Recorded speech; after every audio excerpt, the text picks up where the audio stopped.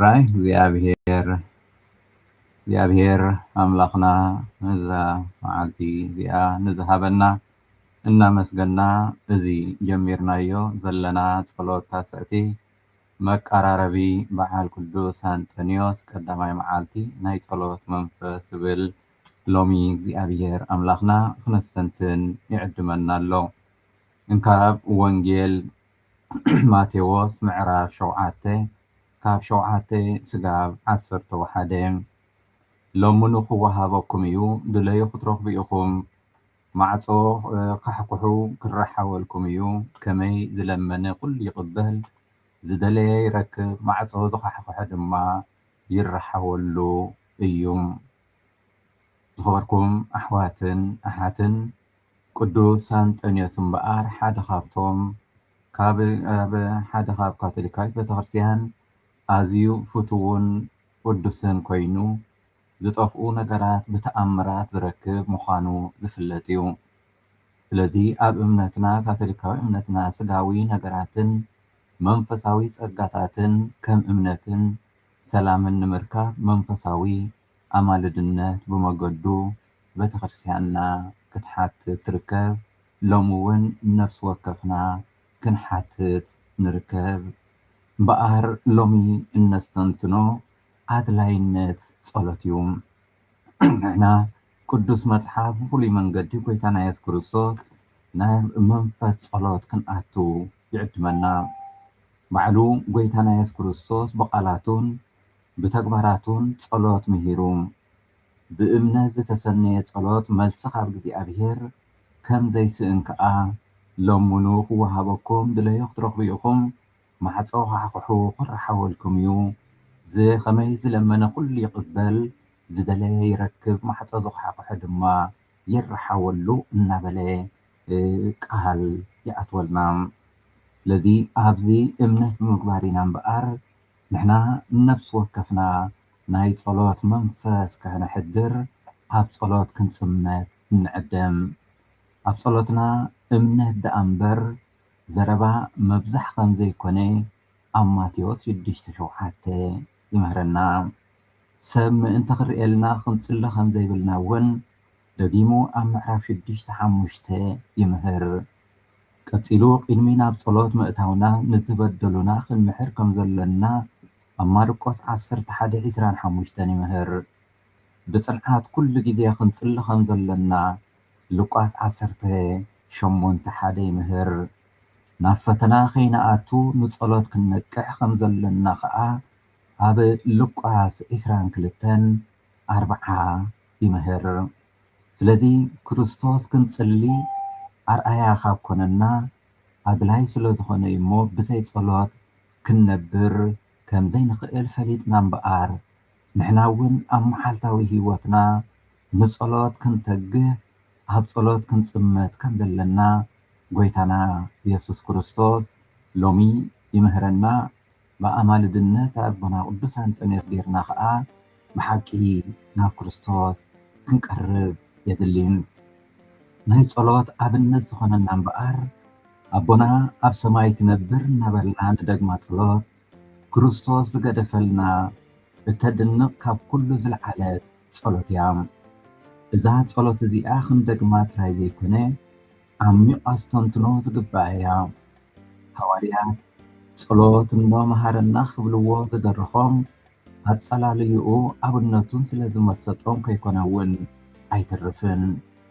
ስለዚ ኣብነት ክኾነና ዝኽእሎም ምሸት እምበኣር ኢየሱስ ሙሉእ ለይቲ ክጽሊ ይሓድር ከም ዝነበረ ክጽሊ ገቦ ይድይብ ከም ዝነበረ ወጋሕታ ገና ጸልማት እንከሎ ኣብ ጸሎት ይጽመት ከም ዝነበረ ማርቆስ 1:35 ኣብ ጌተ ሰማኒ ኣብ ጸሎት ደም እንክርህፅ ማቴዎስ 26:39 ድሕሪዚ ሕልናኻ ዘላዓል ኣብነት ንጸሎት ሸለል ክንብል እምበኣር ኣይግባአናን።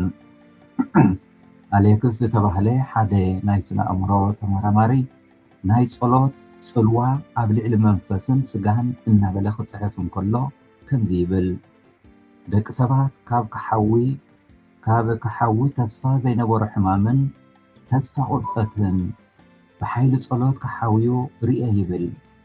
ቀፂሉ ድማ ሓደ ሰብ እኹል ሰብ ኮይኑ ክበሃል እንተኾይኑ ካብ ጸሎት ክፍለዮ የብሉን እናበለ ይምህር።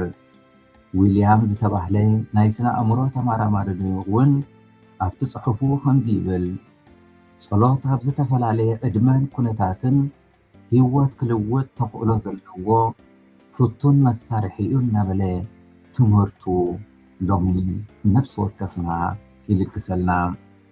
እምበኣር ክንጽልን ክነፍቅርን ከም ዘለና ኣብ ጸሎት ምጽማድ ማለት እምበኣር ብፍቕሪ ምስ ኩሉ ምንባር ማለት እዩ። ንኣብነት ኣቦና ኣብ ሰማይ ትነብር እናበልና እንደግሞ ጸሎት ብሸውዓተ ልመናታት ዝቖመ እዩ። ጥልቕ ኢልና ምስ ነስተንትኖ ድማ ነፍሲ ወከፍ ልመና ሓደ ናይ ፍቕሪ ስራሕ ኣለዎም። ኣቦና ንብል ብፍቕሪ ዝተኸለለ ናይ ውሉድን ወላድን ርክብ ይረድኣና። ስምካ ይቀደስ እናበልና ንጽሊ። እዚ ከዓ እንታይነትካ ብኩሉ ፍጡር ይፈለጥ ይኽበር ይፈቐር ንብል። ቀፂልና መንግስትኻ ትምጻእ ኣቦ ናይ ነፍሲ ወከፍ ልቢ ማሕደርካ ግበሮ ኣብ ልዕለና ንገስ ንብል። ቀፂልና ፍቓድካ ከምቲ ኣብ ሰማይ ከምኡ ድማ ኣብ ምድሪ ይኹን ዝብል ፍቓድካ እምበር ፍቓደይ ኣይኹን ኣብነት ክርስቶስ ተኸቲልና ፍቕርና ተግባራዊ ይኹን ማለትና እዩ።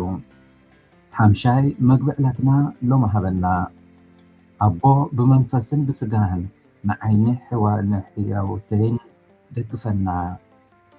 ሻትሻይ ከምቲ ዝበደሉና ዝሓደግናሎም ከምኡ ድማ በደልና ሕደገልና። ኣቦ መሓረና ልብና ምሕረት ንክገብር ኣረስርሶ ንብል። ሻብዓይ ናብ ፈተና ኣይተእትወና ኣቦ ካብ ሓደጋ ኣድሕነና። ንኸይንሓደገካ ሓልወና ብምሉእ ሓይልና ከም ነፍቅረካ ግበረና። ካብ ክፉእ ኣድሕነና ኣቦ ካብ ፍቕርኻ ከይንርሕቕ ሓልወና እናበልና ንጽሊ።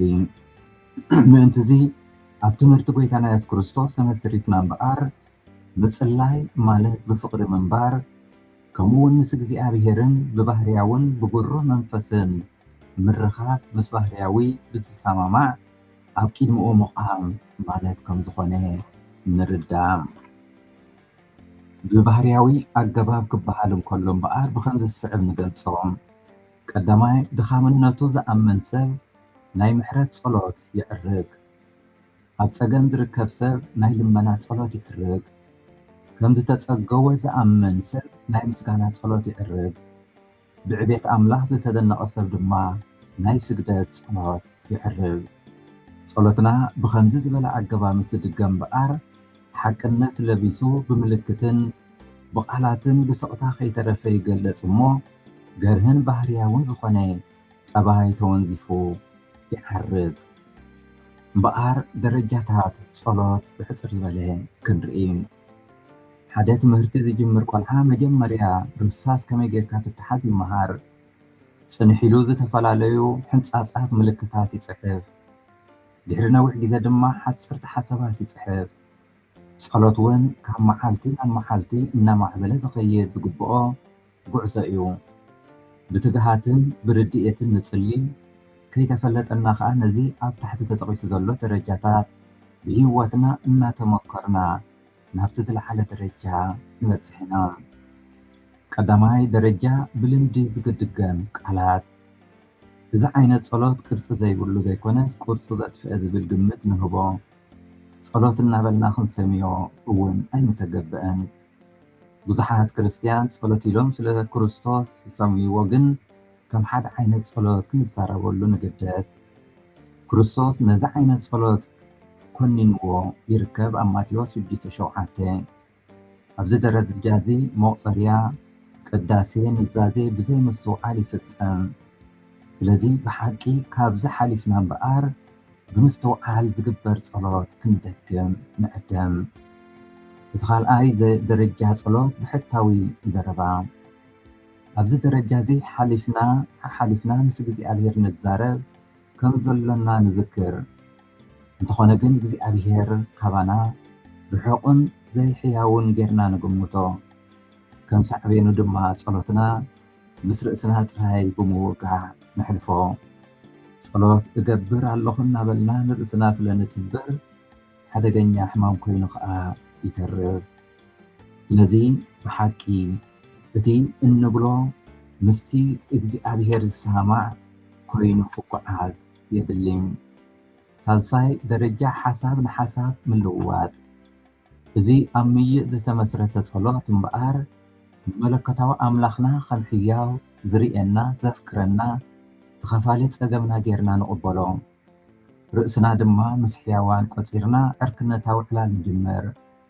ኣብዚ ግዜ እዚ እግዚኣብሔር ኣብ ግድላትና ተኻፋሊ ኮይኑ ክፍውሰናን ክልውጠናን ተቐባልነት ይረክብ። ፍረ ናይ ዝርክብ ድማ ንኩሉ ንምፍቃር ግቡእና ኣብ ምፍፃም ጽቡቕን ሕማቕን ኣብ ምፍላይ ሓይሊ ንረክብ። ኣብ ዝሓለፈ ደረጃታት ማእኸል ናይ ጸሎት ንሕና ክንከውን ከለና ኣብዚ ሳልሳይ ደረጃ ግን ኢየሱስ ንሕና ንኸውን እግዚኣብሔር መንፈስ ዝኾነ ንረኽቦን መንፈስ ክንከውን ንጅምር። ራብዓይ ደረጃ ጸሎት ፀኒልካ ምኽኣል። ኣብ ጸሎትና መጠን ፅን ዝበልናሉ መጠኑ ክብ ዝበለ ዓይነት ጸሎት ይኸውን። ኣብዚ ደረጃ እዚ ንኽንበፅሕ ምስ ርእስና ሓቂ ይኸውን ንኹን ከምቲ ዘለናዮ ኣብ ቂድሚኡ ደው ንበል። ነቲ ጻዕዳ ጻዕዳ ነቲ ጸሊም ጸሊም ንበሎ። ከምዚ ምስሊ ንኸውን ፈጣሪና ብዝተፈላለየ ኣገባብ ክዘረበና ይኽእል። ጆን ፖል ዝተባህለ ናይ ስነ ኣእምሮ ተመራማሪ ወዲ ማሕበር ኢየሱሳውያን ኣብ ጽሑፉ ከምዚ ይብል፣ እግዚኣብሔር ንዓና ደቂ ሰባት ብሓሙሽተ ዓይነት መስኖ ይዛረበና። ንሶም ድማ ተቐዳማይ ኣእምሮና ፀገማትና ንኽርዳእ ብርሃን ብምሃብ፣ እቲ ካልኣይ ብድላይና ደሊና ንድላይ ኣምላኽ ምቕሉላት ንኽንከውን ይድግፈና፣ ውሽጣዊ ስምዒት ብምልዕዓል ብቓላት ክግለጽ ብዘይከኣል ሓጎስ ልብና ብምርስራስ፣ ራብዓይ ብዝኽሪ ናይ ዝሓለፈ ሰናይ ይኹን ጌጋ ዝፈጸምናዮ ብምዝኽኻር፣ ግምታዊ ሓሳብ ሕልናና ድምፂ ክኸውን ስለ ዝኽእል። በዚ መንገዲ ዝምበኣር እግዚኣብሔር ስለ ዝዛረበና ንሕና ነዚ ኣስተውዒልና ክንክእል የድሊ። እቲ ሓምሻይ ደረጃ ናይ ጸሎት እምበኣር ፍቕሪ። ጸሎት ማለት ኣብቲ ቀዲምና ዝረኣናዮ ምስ እግዚኣብሔር ብፍቕሪ ምንባር ማለት እዩ። ኣብዚ እዋን እዚ ጸሎትና ኣብቲ ክበፅሖ ዘለዎ ኣገባብ ጸሎት በፂሑ ማለት እዩ።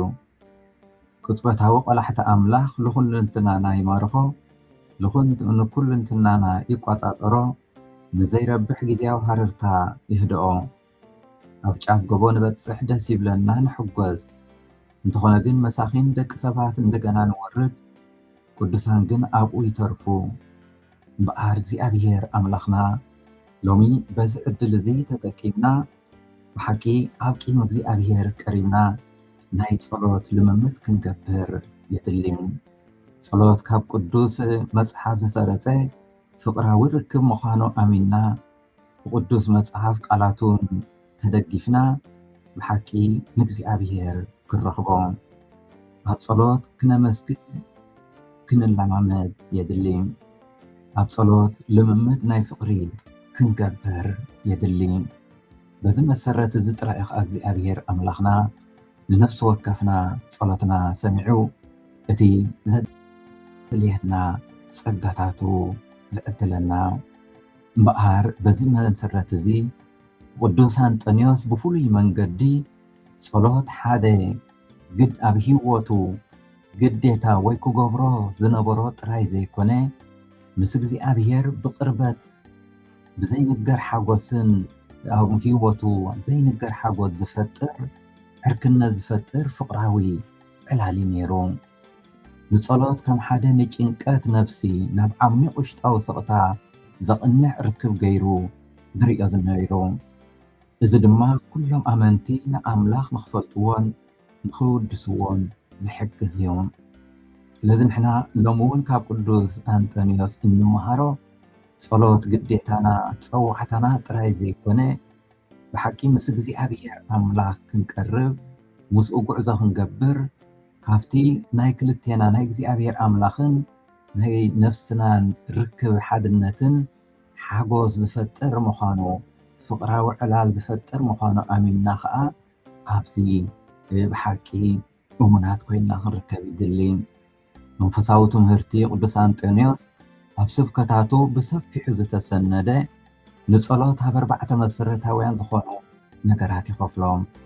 እቲ ቀዳማይ ብርእሰ ተኣማንነት ዘለዎ ኣብ ቅድሚ እግዚኣብሔር ክፉት ምዃን፣ ክፉት ልብኻን ሙሉእ እምነትካን ኣብ ቅድሚ ህላዊ ኣምላኽ ምምጻእ። ስለዚ ጸሎት ንቅዱስ አንጦንዮስ እግዚኣብሔር ከም ዝምሕረካ እግዚኣብሔር ጸጋታቱ ከም ዝሽልመካ ፈሊጥካ ክፉት ኮይንካ ብእሙን ብእምነት ኣብ ቅድሚኡ ህላዊ ኣምላኽ ቀሪብካ ክሰግድን ክተመልኽን ምኽኣል ማለት እዩ።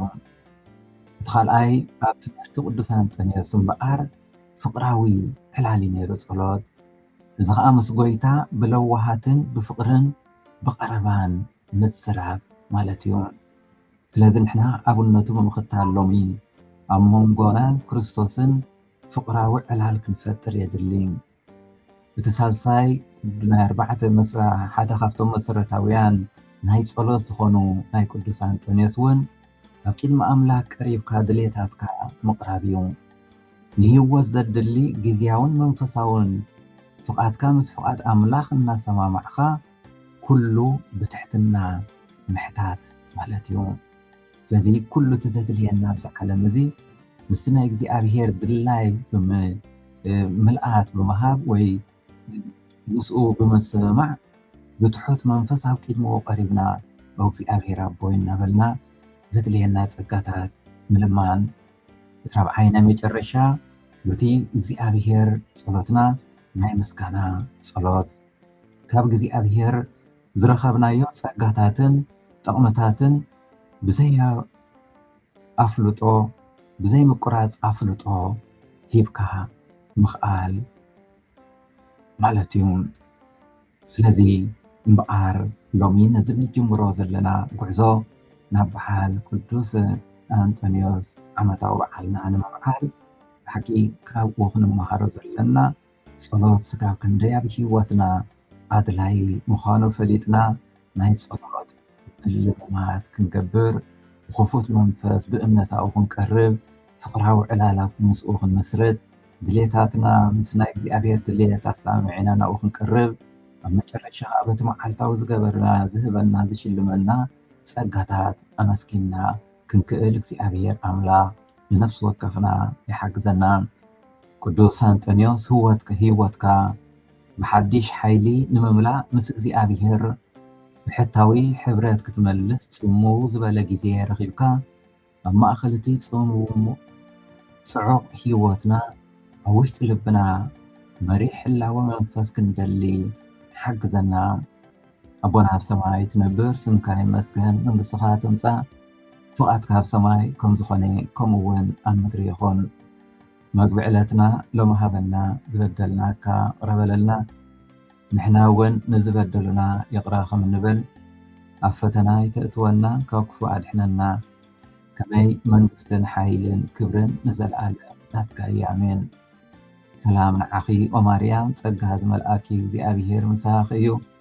እንካብ ኣንስቲ ዝተባረኪ ኢኺ ናይ ከርሰ ፍሬ ኢየሱስ ከዓ ዝተባረኸ እዩ።